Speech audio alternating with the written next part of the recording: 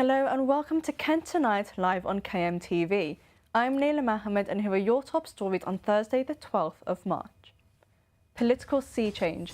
Jenrick hits campaign trail ahead of Cliftonville by-election. If you want to pay less council tax, vote reform. That's not a cut though, is it? Well, it's going up less and that's the most important thing. Paddling towards empowerment. Pop-up pool teaching kids to swim in the schoolyard. So it'll be 80% that wouldn't have formal swimming lessons before having the opportunity. And finally, shining a spotlight on independent cinemas, how local film distribution thrives in light of the Academy Awards. So the cinema is welcoming for a wide group of people.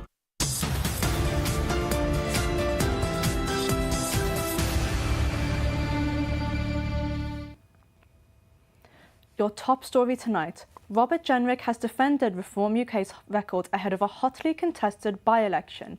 The party's Treasury spokesperson was Cliftonville to back their local candidate for KCC, and he's not the only big name expected in the coming weeks.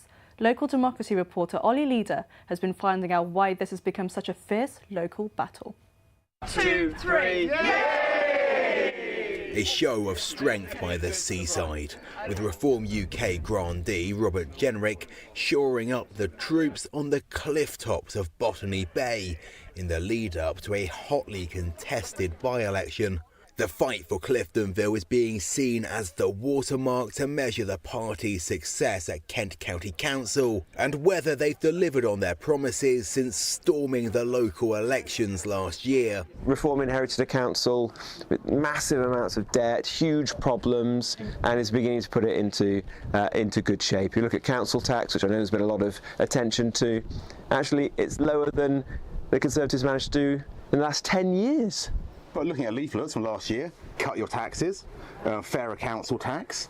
Well, we are reducing taxes. I mean, the taxes are less. Of course they're going up, but that's because there's immense pressure on councils at the moment because of all the national services like adult social care and children's services. Everyone knows what's going on in that respect, but they're going up less in reform areas than in Conservative or Labour areas. So it's very clear that if you want to pay less council tax, vote reform. That's not a cut though, is it? Well, it's going up less, and that's the most important thing. Jenrick was here to back local candidate Mark Rattigan, a fellow Tory defector who only jumped ship to Reform last month. What makes this unusual is that council by-elections like this don't normally see big names hitting the campaign trail. Is this a sign that Reform UK are getting nervous? This is No Gorton, this is Thanet, and I strongly believe here that people want change, and the only way they're going to get change is by voting reform, and I'm confident that we will win it here. Voters, on the other hand, are more divided. Well, I wouldn't trust Farage as far as I could throw him. And what do you make of the fact that Robert Jenrick's come down today? Very funny, yeah. He's another one I wouldn't trust. I think we can say we're all dissatisfied with the things, with the politics as they are, but so let's give them a chance. We do expect more political bigwigs to hit the campaign trail here in Cliftonville ahead of polling day on the 9th of April. Whether they can actually shift the electoral tides on the Thanet coastline is another matter entirely. Ollie Leader in Botany Bay. And if you live in that decision and want to vote, you need to register by the 20th of March, where you can choose from the following candidates: Charlie Lays for the Conservatives, Rob Yates for Greens, Dr Mo Shafee for the Liberal Democrats, Joanne Bright for Labour, Mark Rattigan for Reform UK, and Lucy Gray as an independent.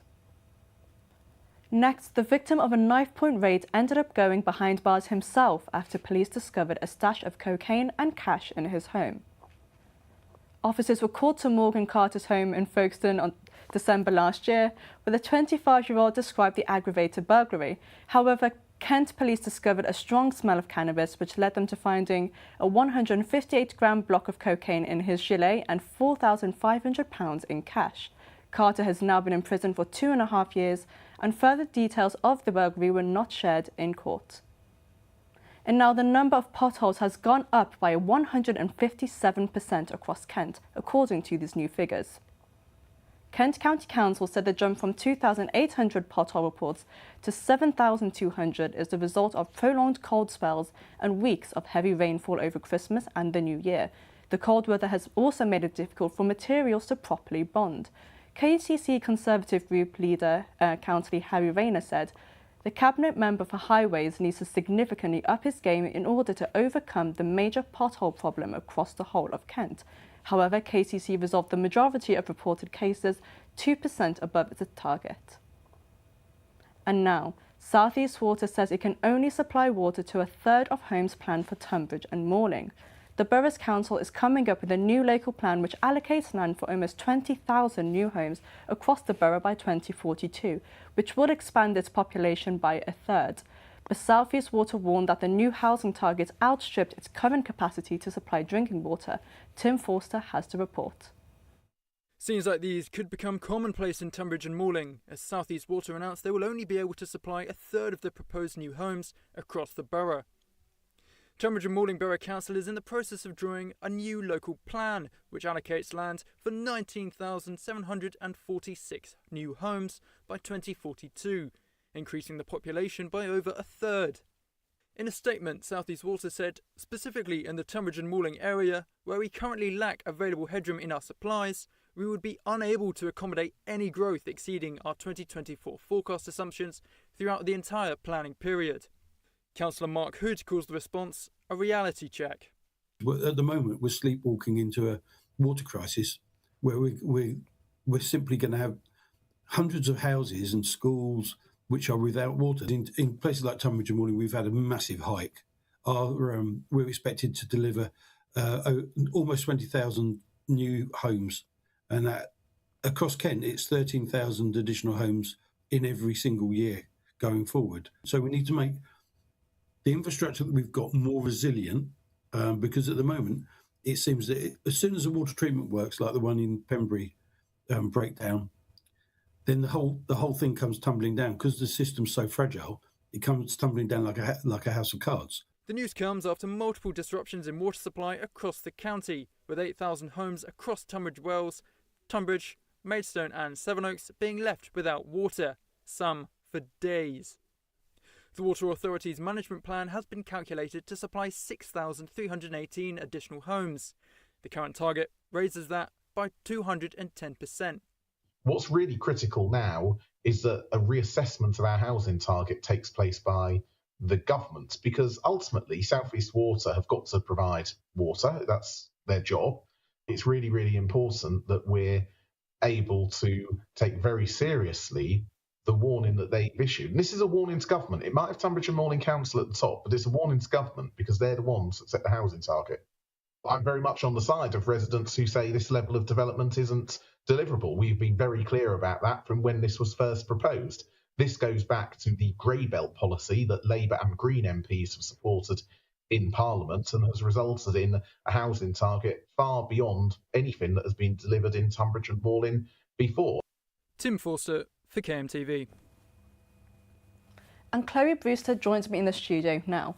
Now, Chloe, you were involved heavily in the reporting of the Tunbridge Wells water outage early in the year and even in December. Can you tell us a little bit about that? So, yeah, this is the latest tide of frustration against South East Water. You know, we were getting tired of it in January and now it's back here in March. This is a whole different story, though, really, because while South East Water supplies 2.3 million customers across Kent, Sussex, Surrey, Hampshire and Berkshire, it was last in the headlines for not having water after those lasting outages in Tunbridge Wells and Maidstone. But this time, it's actually just a future projection of not having enough water rather than a current issue. And what does this mean for Tunbridge and Morling? So Tunbridge and Morling Borough Council is in the process of drawing up a new local plan which allocates land for 19,000 homes across the borough by 2042. That's in line with expectations that the Labour government have set for house building. But South East Water are now saying they'll have to halt these new builds until a solution is found. They say they can't accommodate this additional growth and supply these homes. They say they can only supply an additional 6,318 homes. The council's current target is 210% greater than that. So, yeah, a bit of a a situation that the council have found themselves in. However, however you feel about more development in your area, it's a massive blow to Labour's house building targets. They hope to build 1.5 million homes across England over this Parliament, and if this is an issue that's replicated in other water companies, that's going to make a huge impact to that goal. And how will this impact the public's confidence in South East Water? I mean, it's clear that the confidence is dropping in South East Water and more generally for other water companies. The water companies don't seem to be living up to the expectations that have been set by the Labour government on house building, or the expectations that people have just generally over their water supply. Customer trust in South East Water last year was actually up a little bit from the year before. So the Water Matters report in May shown that, but I'm unsure over the last few months whether they'll see these patterns once again. Overall, 33% of people nationally agree that their water company provides a good service, where only 40% of customers actually believe that the water companies prioritise profit over their customers. Well, thank you very much for joining us today, Chloe. And now it's time for a short break. But don't go anywhere, because coming up we'll be looking at portable swimming pools, providing access to kids who wouldn't usually have access to swimming pools. We'll also take a look at the world of sports with Tim Forster, and we'll be hearing from our reporter Megan Shaw about a council meeting on proposed housing plans. All that and more. We'll see you soon.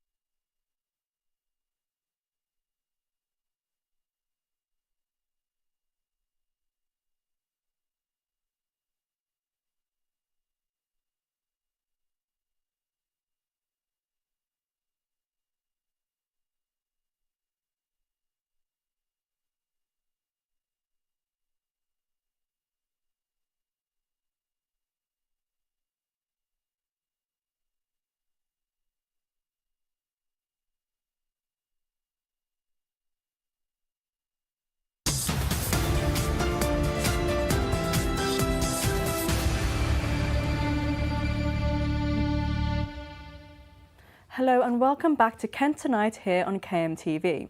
Now in Stroud, a pop-up pool in the school playground has brought swimming to the school gate, teaching children how to save their life should they end up in danger in the water. It comes as a huge chunk of children in the UK finish school unable to swim, and with the figure disproportionately impacting lower income areas. That's despite 99% of parents agreeing that knowing how to swim is a vital life skill. Chloe Brewster went to see how the scheme has been making waves in Medway. At Blyre Primary School in Stroud, some of the Year 5 pupils are diving into a new challenge. This 1.2 metre deep mobile swimming pool has become the newest addition to the playground and will sit here for 6 weeks. Access to the local authority swimming pool is quite tricky for us.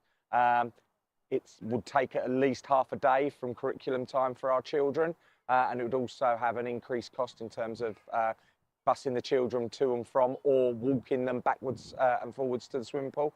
I mean, we live on an island. That's always my starting point. There's rivers, there's lakes, you know, in very close proximity, and we just want our children to be able to save themselves.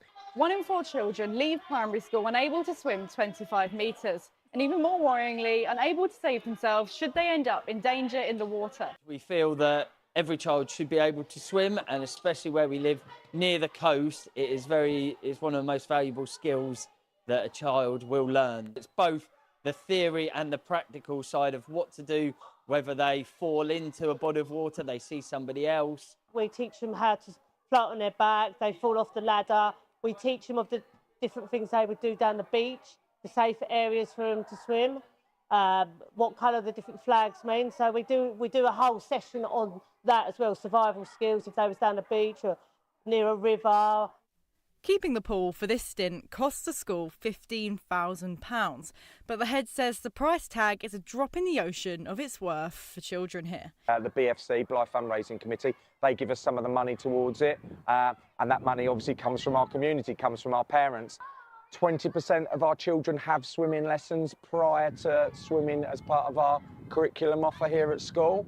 So it'll be 80% that wouldn't have formal swimming lessons before having the opportunity to do it here. So the cost is the cost, but you win back in lots of other ways. The sinkers, and they're like in the front going back. We're going on holiday in the future, say you're near a beach. Do you think you are confident now with getting in the water? I am pretty sure afraid of sharks, and even though there's not big ones, I still do get in the water, but not too deep. While there's not much that can be done about sharks, the teachers here are hopeful that the pupils won't be out of their depth the next time they put their swim caps on. Chloe Brewster for KMTV in Stroud. Next, a controversial housing development in Faversham has been approved and is backed by Prince William. The Duchy of Cornwall now have the green light to go ahead with building a 2,500 housing estate on a large stretch of land between the M2 and A2. But this isn't without backlash from campaigners who say there isn't the adequate infrastructure to push ahead with such invasive plans. And our local democracy reporter Megan Shaw has the story. Objection after objection. An amendment after amendment marked the committee meeting that gave 2,500 homes in Faversham, backed by Prince William, the green light. Members, that is therefore carried in approval. Thank you very much. The sprawling development is situated between the A2 and the M2 in South East Faversham and includes pre-existing features like the Faversham Town Football Club. But campaigners and objectors are saying that the existing infrastructure for these quite small rural villages and towns simply isn't big enough to accommodate a much larger development. Town councillors and campaigners took to the floor to express their concerns. Development on designated green space. Where does all the traffic go when there's a crash? South East Faversham will be a car-dependent dormitory development. Disappointed but not remotely surprised, because we always thought this was a done deal, partly because of the identity of the applicant. I mean, is Swell really going to refuse the heir to the throne and his pet project? Swell Borough Council has received hundreds of objections, including a letter from local MP Helen Whately. Yet developers have described the estate as a sustainable urban expansion, with the homes allegedly set to be net zero.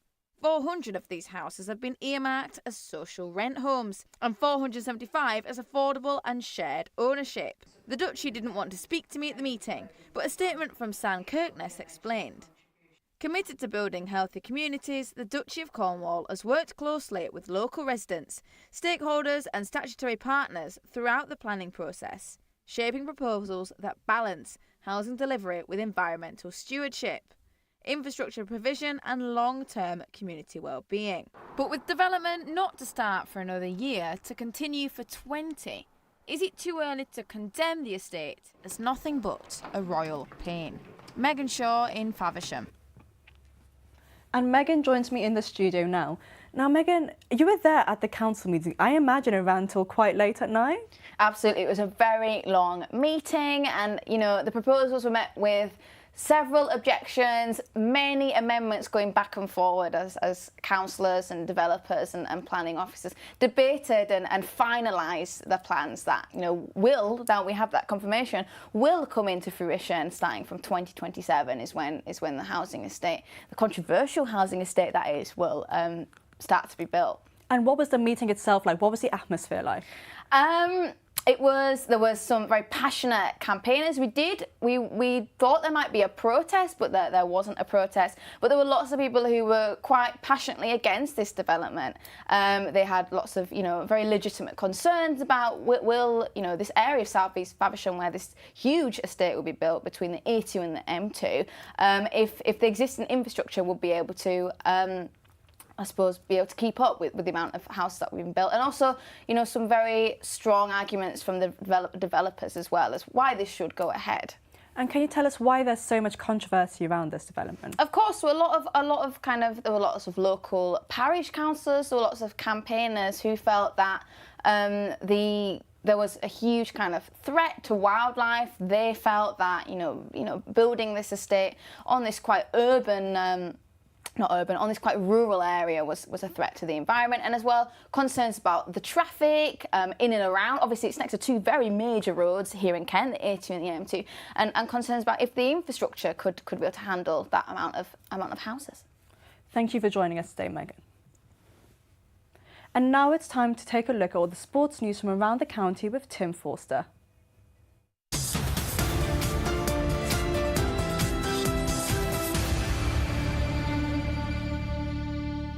First up, and Gills manager Gareth Ainsworth has urged fans to get behind the team following a 5-1 home loss to MK Dons on Tuesday. The home team found themselves with 9 first-team regulars missing in the week with a spate of injuries, something the away team took advantage of. MK Dons, who currently stand second in the league, led 3-0 within the first 33 minutes. Ainsworth, who faced booing from the crowd at Priestfield, said he understood the fans' frustration. Those 9 outfield players would walk into most League Two teams. Without them, we are definitely weaker. He added he thought some players get a bit nervous and crumble, but that he was sure the boys can step up.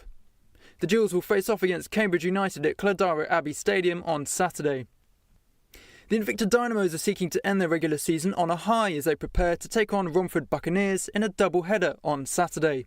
The team have already claimed 4th place in the NIHL South Division 1 table, with the weekend marking the end of the team's regular season. The Dynamos had beaten Romford 5-0 and 4-1 in previous meetings and will be looking to build on that success. Dynamo manager Carl Lennon said, "We've had a great season so far, but it's not finished yet and we want to get the maximum points that we can. I know we're capable of competing with everybody and that's the thing we've got to hold on to come the playoffs." The only top team that the Dynamos have failed to beat this season are the Chelmsford Chieftains. The matches will take place at Sapphire Ice and Leisure Centre in Romford on Saturday and Planet Ice in Gillingham on Sunday. Maidstone United have managed a 2-1 victory over Dagenham, with teenager Mark Borwick being promoted to the first team for the match. The under-23 striker revealed he was in an English lesson in school when he learned of his selection for the first team squad. The 17-year-old made the bench for the Stones National League South home game against the Daggers on Tuesday. The selection came after he scored 12 goals across 9 games for the under-23s in the Development League. Though he remained on the bench for the match, he described it as a great experience. "I'm really grateful to be in and around it. Hopefully I'll get more and more experience and make my debut. And Brands Hatch have launched their Century of Power celebrations for the 100th anniversary of the circuit, with the first events taking place this weekend. The first race at the circuit took place in 1926, with cyclists and runners using the former military site as a sporting venue. Motorcycles soon joined them, and following the war, car racing arrived, with drivers like Graham Hill, Joe Siffert and Jackie Stewart facing off against each other. Between 1964 and 1986, the circuit was home to the British Grand Prix on 12 occasions. The Century of Power season begins this weekend, with the British Motorcycle Racing Club hosting the first competitive race of the season on Saturday. The club meeting will see a variety of machines competing in various classes, including Formula 1 and Formula 2 sidecars, as well as old-school racing bikes. Other events to celebrate this anniversary are the Masters Historic Festival and the Motor Racing Legends London Trophy, which will be held over the summer. And that's all for this week's sports news.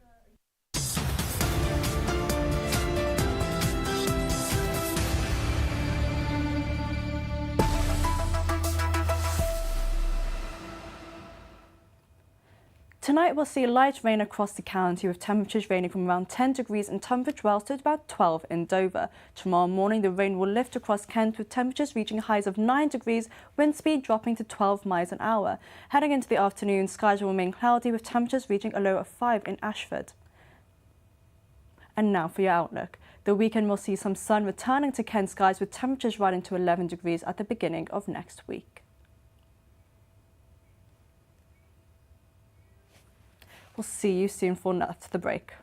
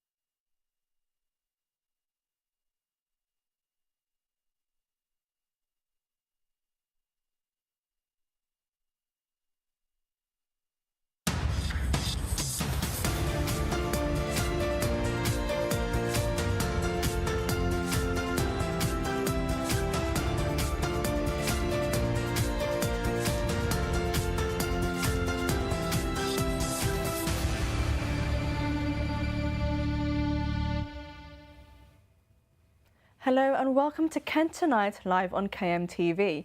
I'm Naila Mohammed and here are your top stories on Thursday the 12th of March. Political sea change. Jenrick hits campaign trail ahead of Cliftonville by-election. If you want to pay less council tax, vote reform. That's not a cut though, is it? Well, it's going up less and that's the most important thing. Paddling towards empowerment. Pop-up pool teaching kids to swim in the schoolyard.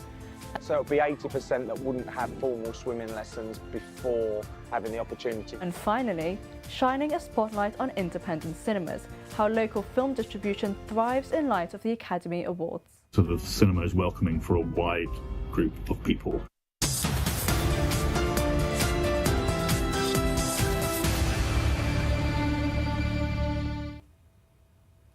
Now, a reminder of a top story tonight. Robert Jenrick has defended Reform UK's record ahead of a hotly contested by-election. The party's Treasury spokesperson was Cliftonville to back their local candidates for KCC. And he's not the only big name expected in the coming weeks. Local democracy reporter Ollie Leader has been finding out why this has become such a fierce local battle. 2, 3, A show of strength by the seaside, with Reform UK grandee Robert Jenrick shoring up the troops on the cliff tops of Botany Bay in the lead-up to a hotly contested by-election. The fight for Cliftonville is being seen as the watermark to measure the party's success at Kent County Council and whether they've delivered on their promises since storming the local elections last year. Reform inherited a council with massive amounts of debt, huge problems, and is beginning to put it into good shape. You look at council tax, which I know there's been a lot of attention to. Actually, it's lower than the Conservatives managed to do in the last 10 years. But looking at leaflets from last year, cut your taxes, fairer council tax. Well, we are reducing taxes. I mean, the taxes are less. You know, of course, they're going up, but that's because there's immense pressure on councils at the moment because of all the national services like adult social care and children's services. Everyone knows what's going on in that respect, but they're going up less in reform areas than in Conservative or Labour areas. So it's very clear that if you want to pay less council tax, vote reform. That's not a cut, though, is it? Well, it's going up less, and that's the most important thing. Jenrick was here to back local candidate Mark Rattigan, a fellow Tory defector who only jumped ship to Reform last month. What makes this unusual is that council by-elections like this don't normally see big names hitting the campaign trail. Is this a sign that Reform UK are getting nervous? This is No Gorton, this is Thanet, and I strongly believe here that people want change, and the only way they're going to get change is by voting reform, and I'm confident that we will win it here. Voters, on the other hand, are more divided. Well, I wouldn't trust Farage as far as I could throw him. And what do you make of the fact that Robert Jenrick's come down today? Very funny, yeah. He's another one I wouldn't trust. I think we can say we're all dissatisfied with the things, with the politics as they are, but so let's give them a chance. We do expect more political bigwigs to hit the campaign trail here in Cliftonville ahead of polling day on the 9th of April. Whether they can actually shift the electoral tides on the Thanet coastline is another matter entirely. Ollie Leader in Botany Bay. And if you live in that division and want to vote, you need to register by the 20th of March, where you can choose from the following candidates: Charlie Lays for the Conservatives, Rob Yates for Greens, Dr Mo Shafe for the Liberal Democrats, Joanne Bright for Labour, Mark Rattigan for Reform UK and Lucy Gray, as an independent. And now, a special needs school in Maidstone has successfully raised enough money to transform old shipping containers into a gym for their students. In February, the school held a 24-hour cardio challenge to raise money for the project and receive donations from the public and local businesses. And joining us in the studio today are Hannah Juden and Tim Williams from 5 Acre Woods to discuss the fundraiser. So how much did you raise from this fundraiser? An awful lot of money, didn't we? We did, yeah. So I think both, online and offline altogether, we're just shy of £14,000. So in one 24-hour fundraiser, hopefully it's an amazing effort. We're not quite there yet, so we're still actively trying to fundraise and generate as much support as we can to see the project come to fruition. Yes, that's amazing. And tell me a little bit about the fundraiser. It's a 24-hour cycling challenge? It was a mixture of 4 pieces of cardio equipment, a bike, a rower, a running machine and a cross trainer. And how does it work? Do you guys take part in this yourself? We did. Yeah, absolutely. But we also had our pupils there throughout the day, and we had lots of staff take part, and then our wider community. So there were approximately 92 people involved in total, because some people shared slots, didn't they, over the 24-hour period. But we covered those 4 pieces of equipment for the full 24 hours. And how was it like keeping up with the challenge throughout the night? I imagine it's quite difficult, 24 hours. The adrenaline and I think the laughter, really good community spirit, very little sleep, but it was really exciting. Yeah, it was amazing. Everyone being there kind of kept your spirits, and tiring, but we'd do it again for sure. Absolutely. Yeah, it was. And you know, we can't thank Call the Gym enough, because they're our partners in this project, and their community were amazing. They got right behind this, and their gym members were actively supporting, participating and engaging with this project. So thank you to Jay Atkins and his amazing team at Call the Gym. Yeah. And I take it you're quite happy with the success of the fundraiser? Absolutely. But we're not stopping there. We're still blown away. Yeah, we've not done anything like that before. Yeah. We wanted to do something different, a new way to fundraise, a new way for our pupils to be involved and our wider community. And I think it went better than we ever expected it to. Yeah, it was incredible. And the focus of the project is that we want to build a fully accessible gym for the pupils at 5 Acrewood School, and we're doing that in partnership with Call the Gym in Maidstone. And the intention is that with the gym we will be able to develop the physical fitness of our pupils, that they'll have a pathway through to Call the Gym in Maidstone, and also the opportunities to have work experience and work placements and potentially jobs. So it's an incredible project that we're fundraising for. And we haven't got a lot of time now, but what will set this gym apart from all the other gyms? I think it's the accessibility and the fact that it is focused on the needs of special needs children, and we really want the community to get behind us. Please get in touch, and there's so many ways that people can do that to actively support, whether it's by donating money or resources or time. That's great. Thank you both so much for joining me on the sofas today. Thank you for having us. And now it's time for another quick look at the weather.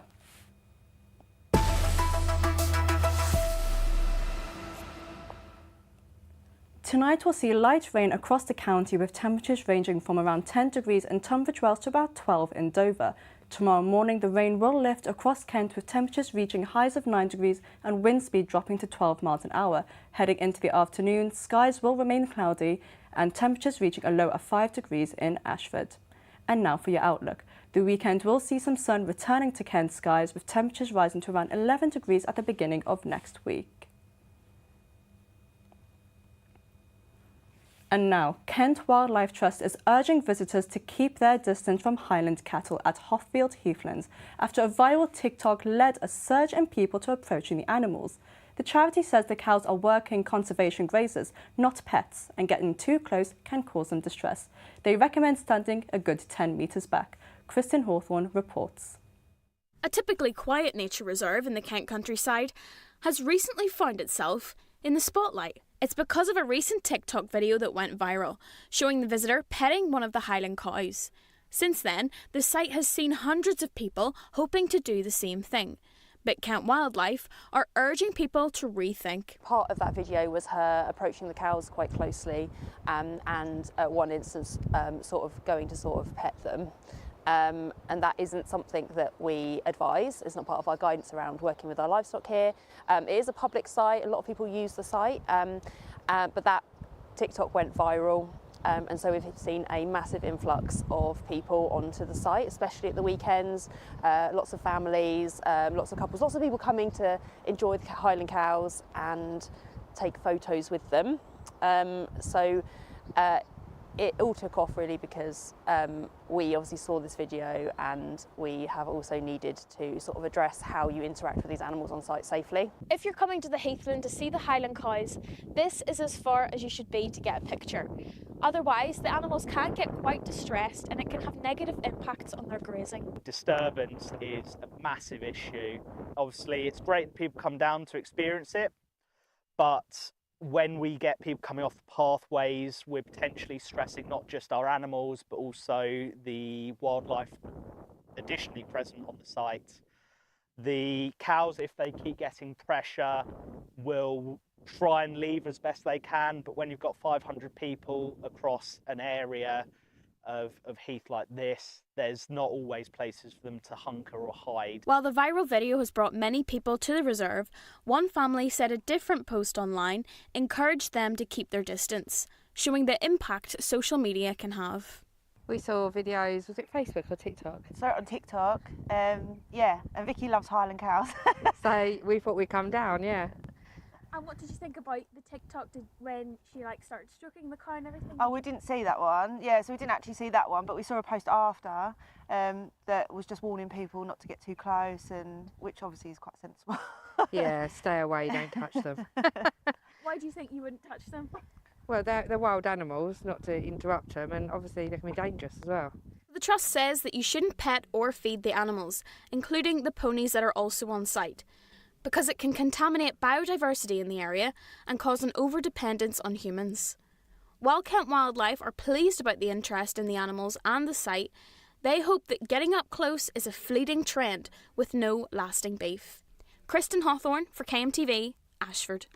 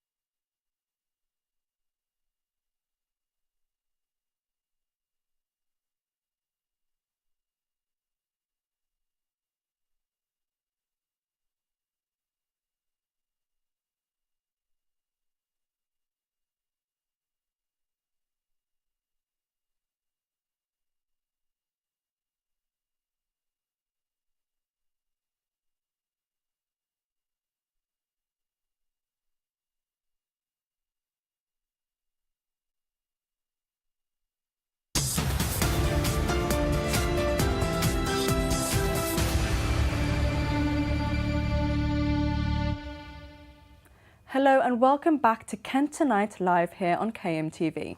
Now don't forget you can keep up with more news across Kent by visiting our website kmtv.co.uk or following Kent Online, where there's plenty more stories across the county. And earlier today I was joined by David Brooks-Horsley to catch up with 3 of the latest stories that you need to know. Can you tell me a bit about your first story? Yeah, so our first story today is this demolition work that is potentially going to be happening to the former Odeon site in Canterbury, which obviously on Valentine's Day blew up in, well, it didn't blow up, but it was engulfed in flames due to a suspected arson attack, the police are calling it. Now, the Canterbury City Council are issuing a Section 77 dangerous structure notice requiring urgent action to remove this risk because of the fire and the consequences it's had on the building, and there is risk of falling parts of the building, of walls, structure, and as a result of this, the council are advising that several businesses nearby to vacate to make sure that they're aware that it could impact their businesses as well. For example, Tokyo Tea Rooms, which is next door to the Odeon site, the manager has not been able to open up the nightclub due to that fear. And David, can you tell me a bit about the next story for us? So our next story is to do with a noise complaint that come to face the Happy Pants Ranch in Swale. Now, what was happening was that this animal sanctuary holds approximately 450 animals, and nearby residents were complaining about the continuance of noise that's happening and what was described as noises from cockerels, geese, sheep, cattle, pigs, dogs and cats. Now, a lot of residents nearby felt that this was a noise nuisance, so this was taken to court. Mr. Knight had set up recordings to figure out where these noises were coming from and the level what these noises were. And some of these noises began as early as 6 a.m. When this was taken to court with these recordings, the court played the recordings out at full volume, maximum volume, and people couldn't hear the noises. So luckily for the owner of the Happy Pants Ranch, the noise nuisance has been dropped. That's great to hear. And can you tell me a bit about your final story? So my final story is about the Oasis Academy, as you can see here in Hexstable. It was built in the early 1970s to cater for the students in Dartford, Swanley and the surrounding areas. And it was a secondary school and sixth form and taught from the ages of 11 to 18. Now, in September 2013, it was taken on by the Oasis Community Learning and converted into an academy. However, 3 years later, in 2016, it was shut permanently, and in 2018 it was revealed that the school and academy was only working at half of its capacity of students.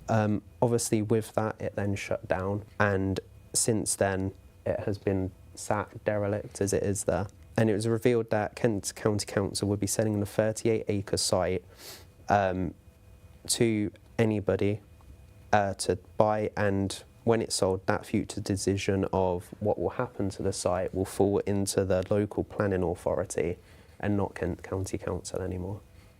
Great, thank you so much for joining me today, David. Thank you. And now, with the countdown to the Academy Awards underway, will you be tuning in this Sunday?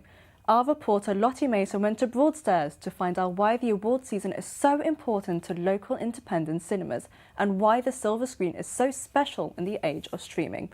Let's see what she had to find out. In a cinema where the lights go down and eventually you share the pulse with some other people. That's magic. Cinema should be seen in cinemas. With the Oscars coming up on Sunday the 15th of March, will you be tuning into the prestigious awards ceremony, which annually recognises excellence within the film industry? On a more local level, however, did you know that Kent is home to a handful of cinemas right on your doorstep? I'm Simon Ward, and I'm the co-owner with my wife of the Palace Cinema in Broadstairs. I'm obsessed by the films. For 30 years, I've gone to every film festival, traveled the world looking at stuff, and I'm obsessively hoover them up. I have a really bad habit. I cannot not watch films. The most important thing is choosing the right films, because if you choose the wrong films, you're dead. When you go to see a film, you've got people who've seen it, maybe either your mates or you've got proper formal reviews or stuff on the internet. When we're choosing a film, we're choosing before any of that exists. Oscar or BAFTA noms or wins are massive. You know, it's the biggest time of year for an independent cinema. The cash cow is the awards corridor. Independent cinemas often offer a more bespoke experience compared to what you find in a multiplex. You don't program for yourself. You're not choosing the films that I like. Fortunately, I get to watch them anyway. What you're trying to do is you're trying to separate out all the different kinds of audiences you have, whether that's by age, by interest, whatever it is. And you're trying, in one screen, across, I usually show 2 different films to 3 different films a week, and you're trying to hit as many of those groups as you can so that the cinema is welcoming for a wide group of people. But what about the bigger picture of the pictures? I'm here at the University of Kent to speak to James Newton, a film lecturer, about the importance of cinema in the digital age. Well, I think historically, cinema has always been seen as a collective experience. When cinema first started in the early 20th century, it was very much a communal experience for, in particular, working class audiences. So I think historically, cinema has always been seen as a collective experience that people can enjoy together. One thing that the award season does is that it brings media focus back onto cinema as a cultural artifact or a cultural thing that people can do. It reminds audiences that the cinema is there, reminds them that they can still have that kind of collective experience, maybe reminds them that cinema might be the best or most impactful way and place to watch a film. It basically makes cinema culturally important again. Lottie Mason for KMTV. Chris Deasy, the presenter of Kent Film Club, joins me in the studio now. So Chris, can you tell us a little bit about the Academy Awards for viewers who may not know what they are? Well, they've been running since the late 1920s, and it's always exciting because it's always around this time of year that we have a big celebration in America as to the different films that are up for the prestigious award. You've got the Best Picture of the Year, Best Director, Best Actor, Screenplay, all of those. Editing, costume design, production design, cinematography, animated film. And it gets everybody excited because, as we were just saying in the piece there, when films get awards of this stature, then it really does increase their commercial longevity. You know, people will buy those films. Titanic, or you think of films like Gone with the Wind in yesteryear. People are interested in them because they've done well at the Oscars, and they say, oh, I missed it when it came out, so therefore they want to re-see it. So what it does to a film, if it's up for an Academy Award, is totally boost the calibre of the film, but also the people who made it. And of course, then there may be higher budgets for them to go and make the next set of films. And, you know, it's like, you know, this person's been Oscar nominated. Of course, it's going to have a huge impact on their career going forward. And you mentioned a couple of the categories there, but what's your favourite category to keep an eye on? Oh, well, the acting categories are always good because they're often the way into a film that we say, you know, so-and-so starring in a film.